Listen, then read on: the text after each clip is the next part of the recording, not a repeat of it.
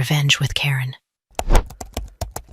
"You're underdressed for this meeting," the CEO's daughter scoffed, flicking a manicured hand toward my charcoal Armani suit like she was shooing away a pigeon. I didn't say a word. I just stood there, letting the silence stretch out until it became uncomfortable for everyone in the room except me. It was 7:45 a.m. on a Tuesday, and I was standing in the boardroom of a Boston high-rise that cost more per square foot than my first house. Air smelled of burnt espresso and the specific metallic fear that comes right before a $3 billion merger discussion. I've been in this game for 18 years. I've survived market crashes, SEC audits that felt like colonoscopies without anesthesia, and CEOs who thought creative accounting was a legitimate business strategy. I am the person they call when the numbers don't match the dreams. I am the fixer.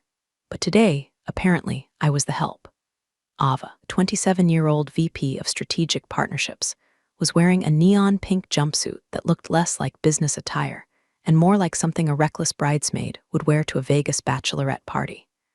She had an MBA that the ink was still wet on, purchased by her father's donations to the university, and a vocal fry that could strip paint off a battleship. "Did you hear me, Karen?" she asked, looking at her phone, probably checking her engagement metrics on a post about her hustle grind set. "Mr. Gray is expecting a certain level of vibrancy. You look like a stewardess from 1986. The three junior analysts in the corner pretended to be very interested in their iPads. They were terrified. They knew who I was. They knew I knew where the bodies were buried, because I was usually the one holding the shovel.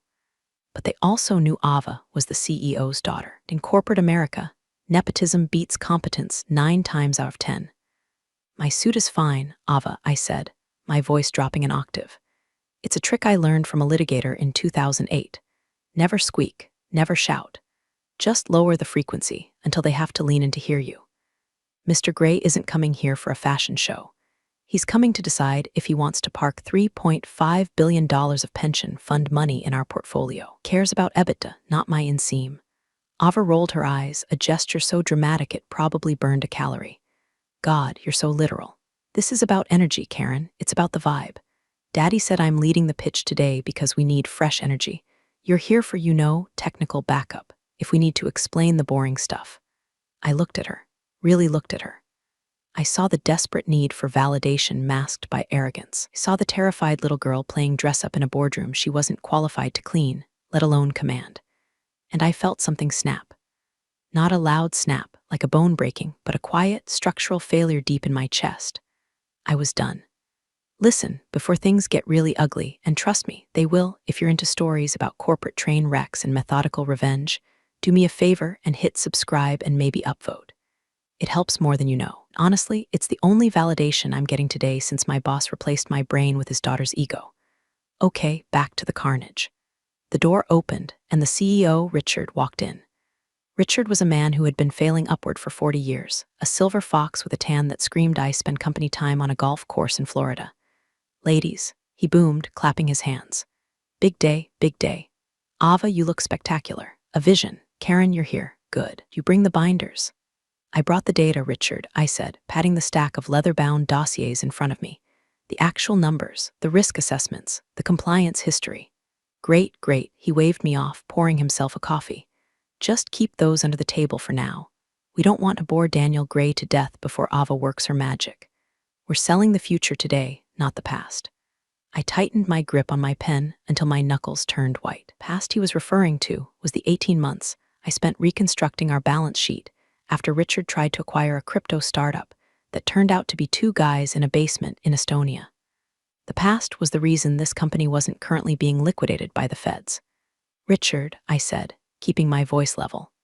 "Daniel Gray runs the Sovereign Vanguard Fund. He eats vision for breakfast and spits out bankruptcy filings. If we don't lead with the fundamentals, he's going to walk." Ava groaned. "Daddy, she's doing it again. She's being a buzzkill. Can you tell her to just let me handle the optics?" Richard sighed, giving me that paternalistic look that makes me want to commit arson. "Karen, please. Ava has an instinct for this generation of investors. Just support her. Okay, be a team player, the corporate equivalent of shut up and take the hit." I looked at the clock. 7:55 a.m. Daniel Gray would be walking through those doors in 5 minutes. I looked at Ava, adjusting her cleavage in the reflection of the window. I looked at Richard, checking his watch, oblivious to the fact that he was about to feed his own company into a wood chipper. Understood, I said, and I meant it. I understood perfectly. If they wanted a show, I'd let them have a show. I wouldn't interrupt. I wouldn't save them. I would sit there in my boring charcoal suit, and I would watch Ava burn, smoothed the cover of my binder, took a sip of my water, and waited for the executioner to arrive. The double doors swung open at exactly 8 a.m. Not a minute early, not a minute late. Daniel Gray didn't operate on approximate time. He operated on absolute time. He walked in, and the temperature in the room seemed to drop 10 degrees.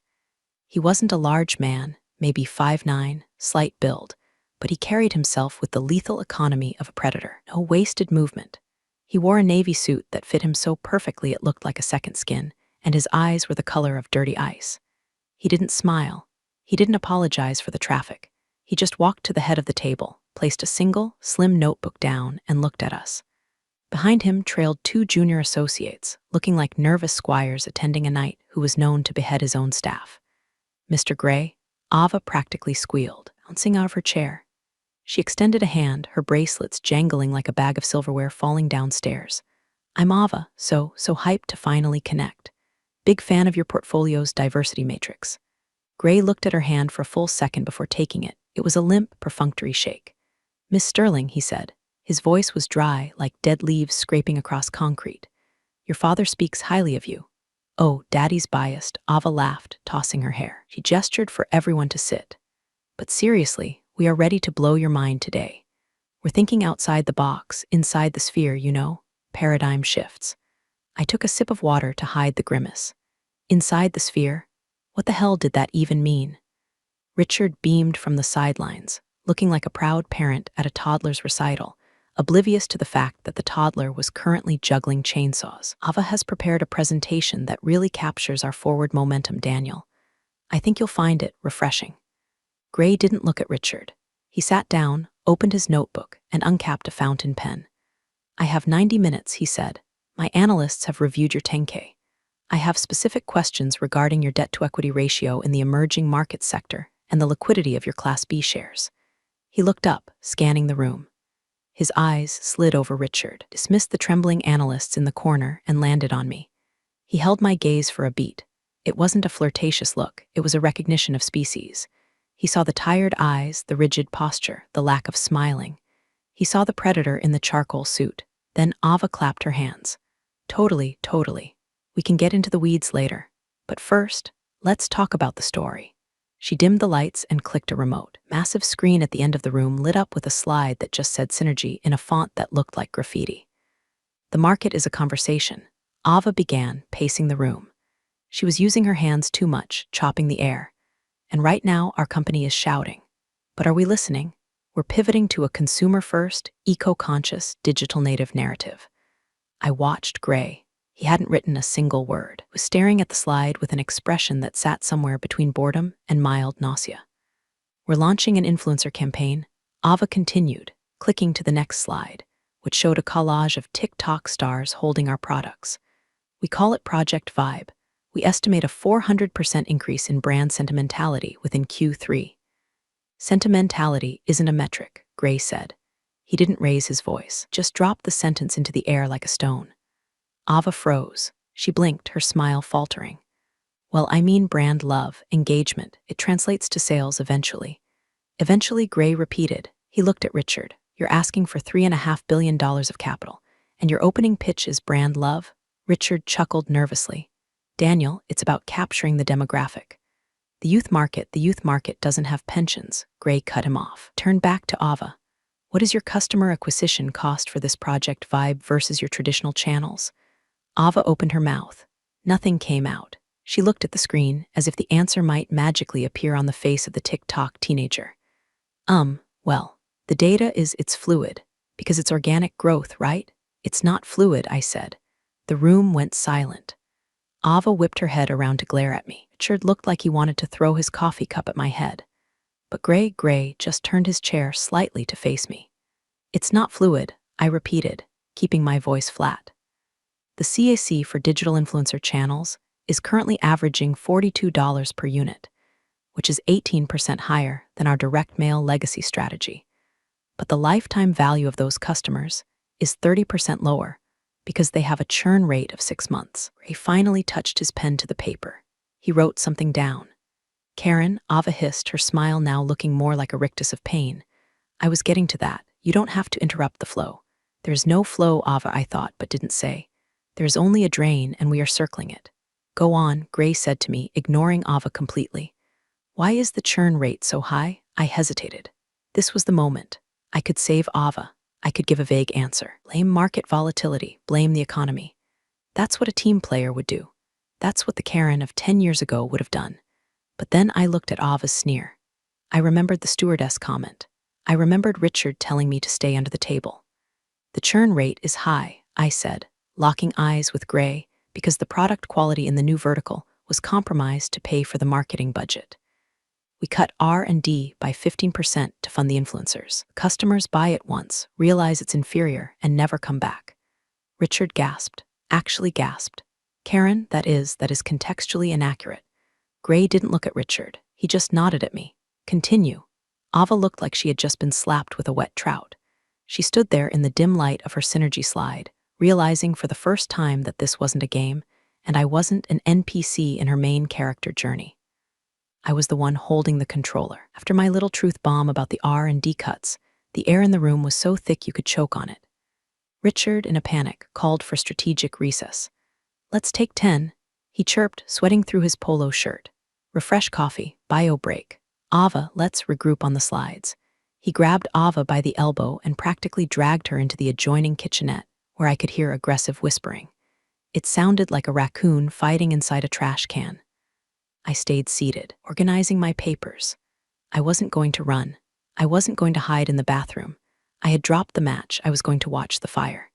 Daniel Gray stood up. He buttoned his jacket.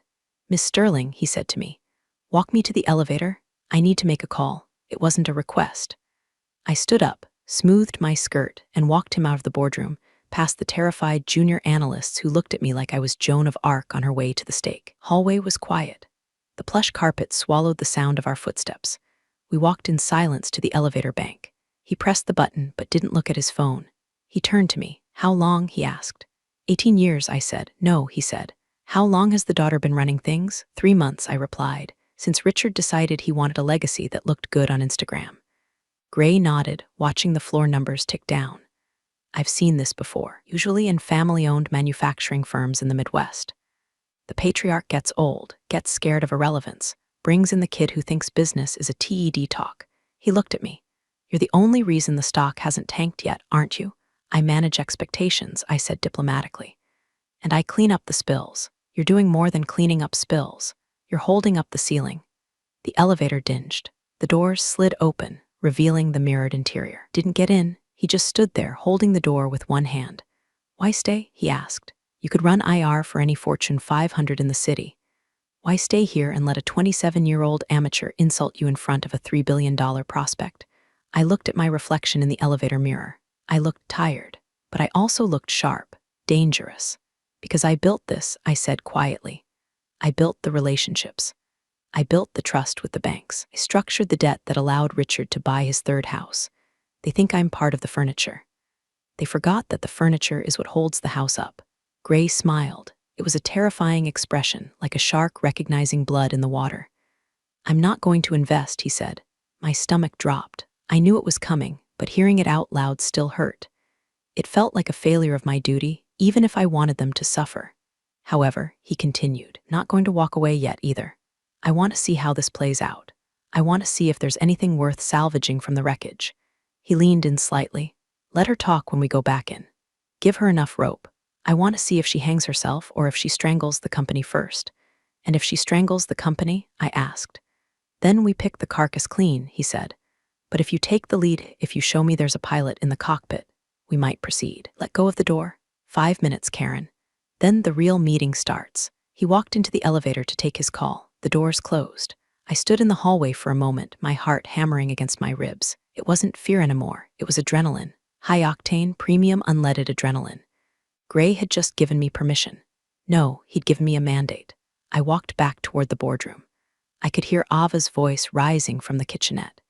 It's just jealousy. Eddie, she's jealous because I'm young and I have vision and she's just administrative. She's a glorified secretary with a calculator. I know, honey, I know, Richard was soothing her. But we need her for the numbers. Just dazzle him. Use the charm, you're a star. I stopped outside the door, glorified secretary. I took a deep breath. I imagined pulling a pin on a grenade. Then I pushed the door open and walked back in. Ready for round 2? I asked, my voice cheerful, almost bright. Ava spun around, glaring. Just sit down and shut up, Karen. I'm handling this. By all means, I said, taking my seat and opening my binder to the section marked regulatory risks. Dazzle us. When Gray returned, he didn't sit down immediately. He walked to the window, looked out at the Boston skyline, and then turned his chair so he was facing Ava directly. Miss Sterling, he said, let's move past the marketing. I want to talk about governance. Ava brightened. She thought governance meant company culture. She thought it meant pizza Fridays and casual dress codes. Oh, absolutely, she beamed, clicking her remote.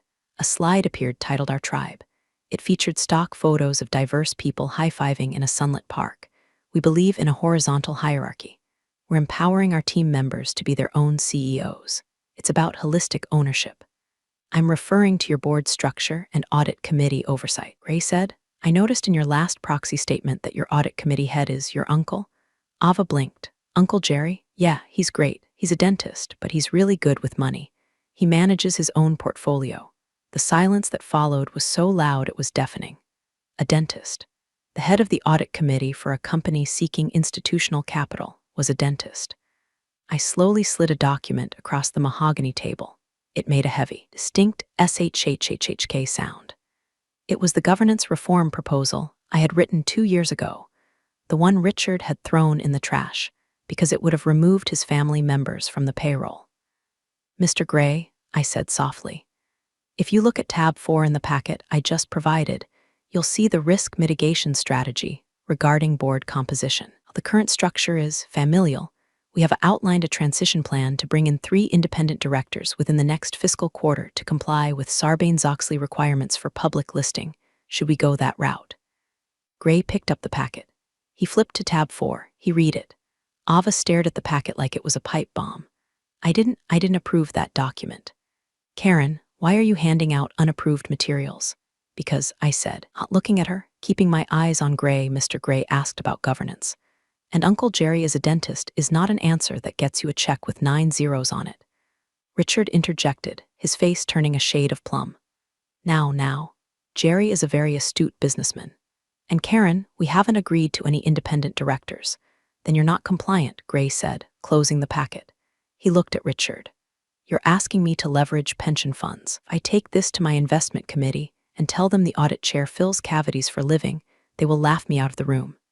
And then they will short your stock. Ava looked at her father. She looked scared. The buzzwords were failing her. The vibe was dying. But our culture, she stammered. We have a ping-pong table in the break room. We have mental health days.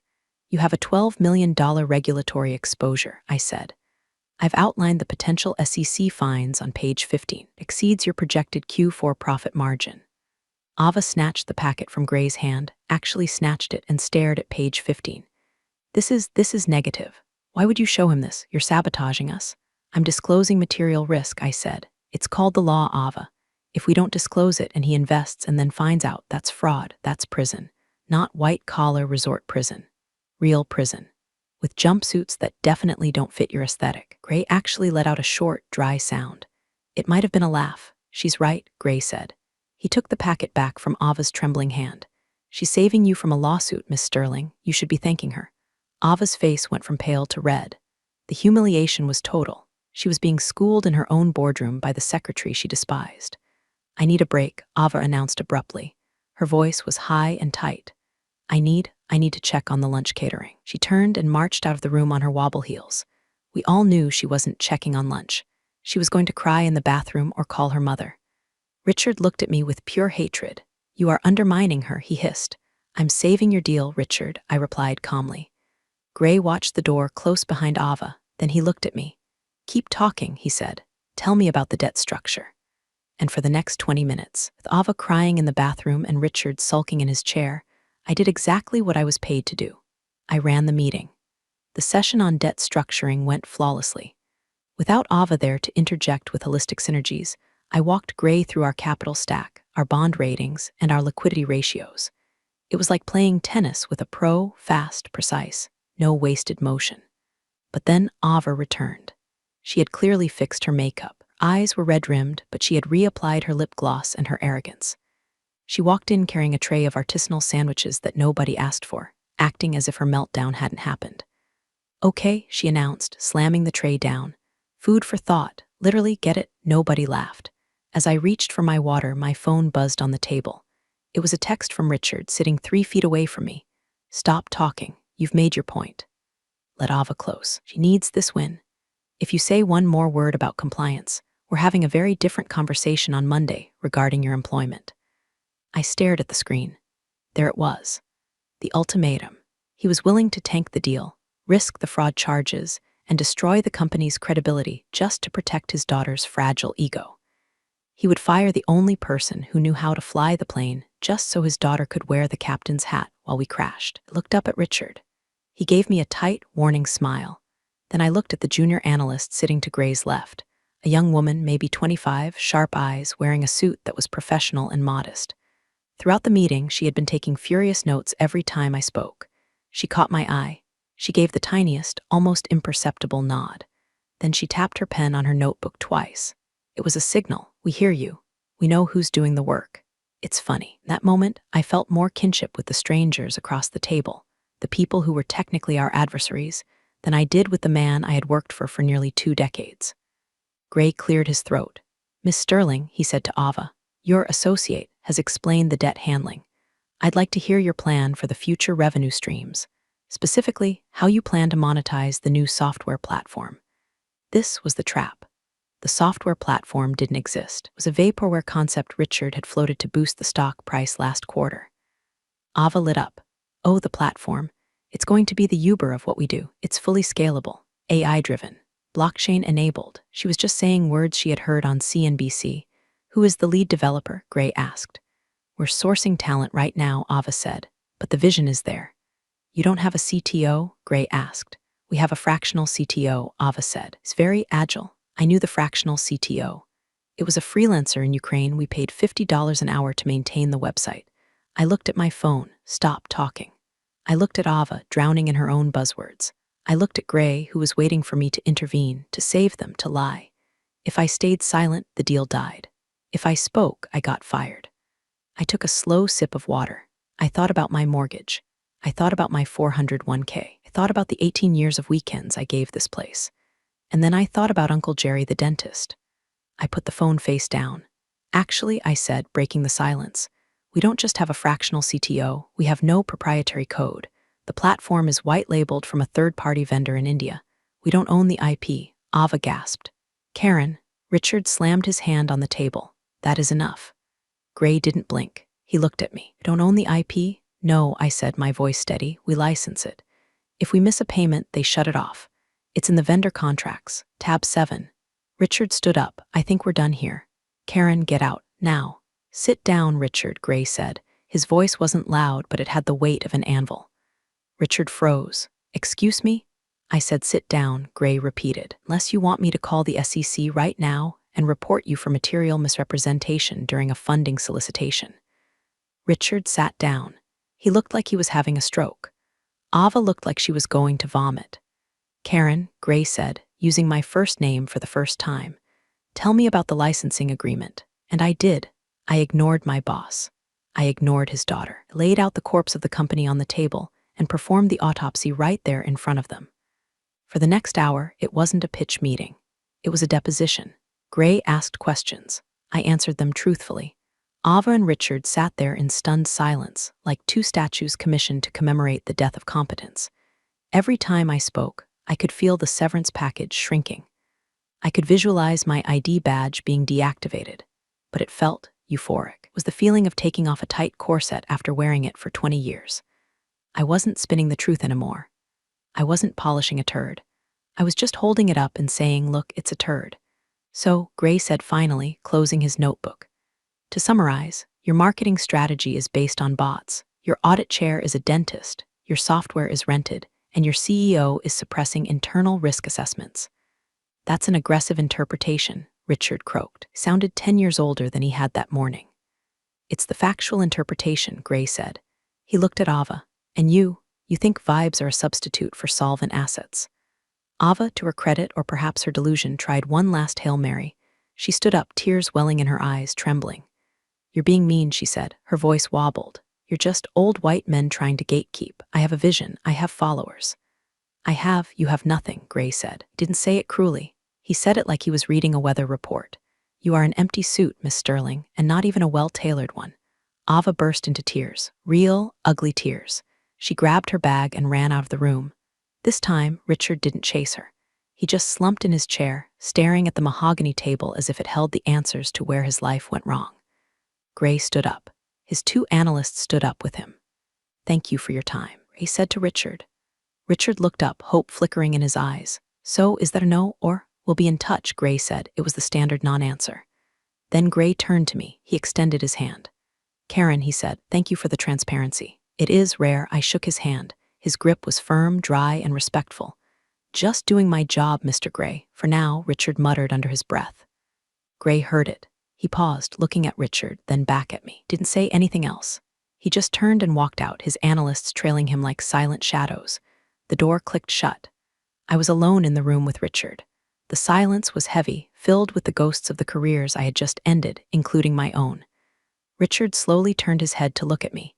His face was a mask of cold fury. You're done, he whispered. You know that, right? You're finished in this town. I will blacklist you. Will sue you for breach of confidentiality. I will make sure you never work in IR again. I stood up. I gathered my binders. I stacked them neatly. Richard, I said, looking him dead in the eye. I didn't breach confidentiality. I prevented fraud. There's a difference. And if you sue me, I will depose Ava. I will put her on a stand and ask her to explain what EBITDA stands for under oath. Do you want that? Richard's mouth opened, then closed. He turned purple. I'm going to my office to pack, I said. Send HR down with the paperwork. And Richard, tell Ava she left her sandwich tray. I walked out. My legs were shaking, but my head was high. I had just nuked my career, but I had saved my dignity, or so I thought.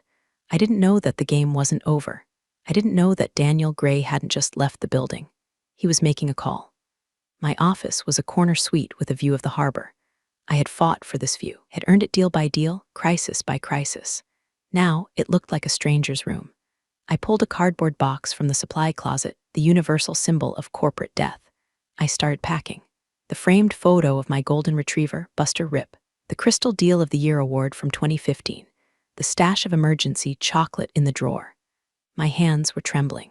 The adrenaline was wearing off, replaced by a crushing wave of nausea. What had I just done? I was 52 years old. I had a mortgage. I had bills. Who hires a whistleblower? Who hires the woman who sinks the ship she's on? I heard a knock at the door. It was Linda from HR. Linda and I used to get margaritas on Fridays. Now, she wouldn't meet my eyes. She was holding a manila envelope. Karen, she said, her voice tight. Richard asked me to bring this. The termination notice? I asked, dropping a stapler into the box. Administrative leave pending investigation, she corrected. It's a formality before the firing. He wants you escorted out. Security is on the way. Security? I laughed, a harsh, jagged sound. I've worked here for 18 years, Linda. You think I'm going to steal the staplers? I'm sorry, she whispered. He's furious. He's breaking things upstairs. Ava is hysterical. Ava is always hysterical, I muttered. 2 security guards appeared behind Linda.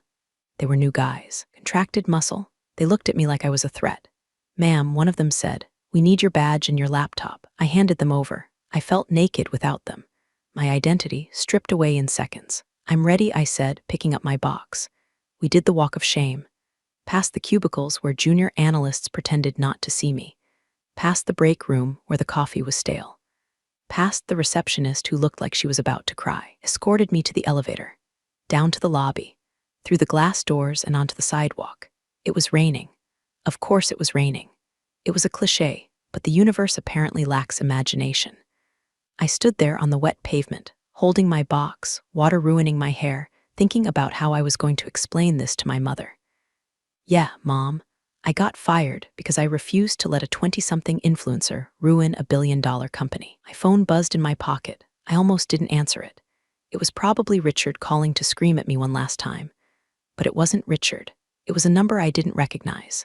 A 212 area code. Nick. I balanced the box on my knee and answered. This is Karen, it's Daniel Gray. I nearly dropped the phone. Mr. Gray, where are you? I'm on the sidewalk, I said. I've just been escorted out of the building. Good, he said. That saves me the trouble of getting you a visitor pass. I don't understand. I'm still in the lobby, he said. I didn't leave. Turn around. I turned. Through the rain-streaked glass of the building's massive lobby, I saw him. He was standing there, holding his phone to his ear, looking at me. Come back inside, Karen, he said. I can't, I said. They took my badge. I'm persona non grata. Not anymore, he said. I just bought the debt. What? Company has a bridge loan that was expiring next week. A messy little detail Richard forgot to mention, but my analysts found it. I just bought the note from the bank. Technically, as of 5 minutes ago, I am the primary creditor of this organization, which means I own the furniture, I own the lights, and I own Richard. I stared at him through the glass. Come back inside, he repeated. We have a meeting to finish. And you're underdressed for the rain. I walked back through the revolving doors. The security guards who had just kicked me out stepped forward to stop me. Gray raised one finger. She's with me. The guards stopped. They looked at Gray. They looked at his suit. They looked at the way he stood. They backed down. Money talks, but big money commands. Leave the box, Gray said. You won't need it. I left the box of shame on the security desk. We got into the elevator. The ride up was silent. It was a comfortable silence. Why? I asked. Because I like companies with good bones, Gray said. This place has good bones. It just has a termite infestation in the C-suite. You're the exterminator. The elevator doors opened. We walked back down the hall. The junior analysts gasped when they saw me. Linda from HR dropped a folder. We walked straight into Richard's office. He was on the phone, yelling at someone, probably his lawyer. Ava was sitting on his sofa, icing her eyes with a cold can of Diet Coke. When we walked in, Richard dropped the phone. What the hell is she doing here? He roared. Security. I said security. Security works for me now, Richard, Gray said, walking over and sitting on the edge of Richard's massive desk. He picked up a Newton's cradle and started clicking it. Clack, clack, clack. What are you talking about? Richard demanded. The bridge loan, Gray said softly. The $20 million you owe City National. We're very happy to sell the note to me at 90 cents on the dollar. They were worried about your solvency. With good reason. Richard went pale. You can't do that. I did. And since you are in default on the covenants, specifically the one about maintaining a qualified audit committee, I am calling the loan. Immediately. Richard sank into his chair. I don't have $20 million liquid. I know, Gray said, but you have equity. So here's the deal. Convert the debt to equity. I become the majority shareholder. You step down as CEO. You become, let's say, chairman emeritus. You can play golf. You can keep your car. And Ava, Richard whispered. Gray looked at Ava. She looked small. Ava is fired, Gray said, for cause. Gross incompetence in creating a hostile work environment. Ava shrieked. You can't fire me. My dad owns the company. Not anymore, Gray said. He stood up and turned to me. Board meets on Monday to appoint a new interim CEO, Gray said. I'm nominating Karen. The room went dead silent. Richard looked at me. Ava looked at me. Her? Ava spat. She's a nobody. She wears suits from the outlet mall. I took a step forward. I walked right up to Ava. I looked down at her. It's not an outlet mall, Ava, I said, my voice calm, steady, and terrifyingly quiet. It's vintage. And unlike you, it has value that increases over time. I turned to Richard. I'll need access to the executive files immediately, I said. And Richard, I'm going to need you to vacate this office by 5:00 p.m. I have a lot of work to do to fix the mess you made. Richard looked at Gray. Gray just nodded. Richard stood up. He looked old, defeated. He grabbed his jacket. Come on, Ava, he said. But Daddy, come on, he snapped. They walked out. I watched them go. The nepotism baby and the dinosaur, extinct. Monday morning, 8:00 a.m. I walked into the corner office. The smell of Richard's cologne was gone, replaced by the scent of lemon polish and fresh air. The desk was clear. The golf trophies were gone. I sat down in the leather chair. It was comfortable. It fit. My email inbox was already full. But for the first time in years, I didn't dread opening it. I had a team. I had a mandate. I had power. Linda from HR came in looking sheepish. Good morning, Miss Sterling. Karen, what should I call you? Karen is fine, Linda, I said. But let's get those independent directors vetted. I want resumes on my desk by noon. Yes, ma'am, she smiled. A real smile. She knew the ship wasn't sinking anymore. I opened the top drawer of the desk. There was a single envelope inside. It was handwritten. I opened it. It was a note from Daniel Gray. Karen, competence is the only currency that matters. You're rich. P.S. Burn the synergy slides. All of them, D. Gray, I laughed. I actually laughed out loud. I swiveled the chair around to look at the view. The harbor was sparkling. The rain had cleared. Ava was probably on TikTok right now, spinning a narrative about how she was bullied out of her position by the patriarchy. Richard was probably drinking a scotch at 9 a.m., but I was here, in the chair. I picked up the phone. Get me the R&D department, I said to the assistant. Want to talk about refunding the product line and order some lunch. But no artisanal sandwiches, just good, solid food. I hung up. I pulled a file toward me. The numbers were ugly. The road ahead was going to be brutal. We had debt to clear, trust to rebuild, and a market to convince. But for the first time in 18 years, I wasn't fixing someone else's mess. I was building my own house. I took a sip of my coffee. It tasted like victory. And you know what? My suit looked damn good.